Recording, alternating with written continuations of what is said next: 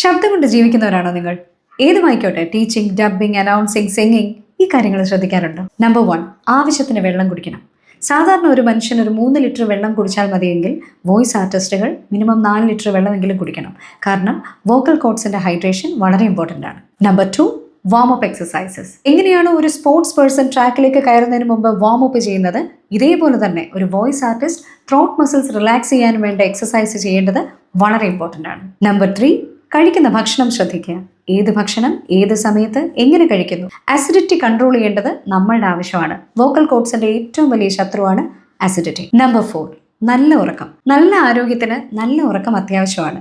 നമ്മുടെ മനസ്സിന്റെയും ശരീരത്തിന്റെയും ആരോഗ്യം നമ്മുടെ ശബ്ദവുമായിട്ട് ഡയറക്ട്ലി കണക്റ്റഡ് ആണ്. ആരോഗ്യമുള്ള വോക്കൽ കോഡ്സിന് നല്ല ഉറക്കം അത്യാവശ്യം. നമ്പർ 5, ഏറ്റവും ഇമ്പോർട്ടൻറ്റ്, വോയിസ് റെസ്റ്റ്. ശബ്ദം എത്ര ഉപയോഗിക്കുന്നോ അതിൻ്റെ ഇരട്ടി സമയം അതിന് റെസ്റ്റും ആവശ്യമാണ്. വോക്കൽ കോഡ്സിന് ഹീലിംഗ് ടൈം കൊടുക്കേണ്ടത് നമ്മളുടെ ആവശ്യമാണ്. ആരോഗ്യമുള്ള വോക്കൽ കോഡ്സിന് വോയിസ് റെസ്റ്റ് വളരെ ഇമ്പോർട്ടൻറ്റ്. പറ്റുമെങ്കിൽ ആഴ്ചയിൽ ഒരിക്കലെങ്കിലും ഫുൾ വോയിസ് റെസ്റ്റ് എടുക്കും. ഇനിയുമുണ്ട് ഒരുപാട് കാര്യങ്ങൾ നമ്മൾ ശ്രദ്ധിക്കാനായിട്ട് വരും വീഡിയോസിൽ ഡിസ്കസ് ചെയ്യാം.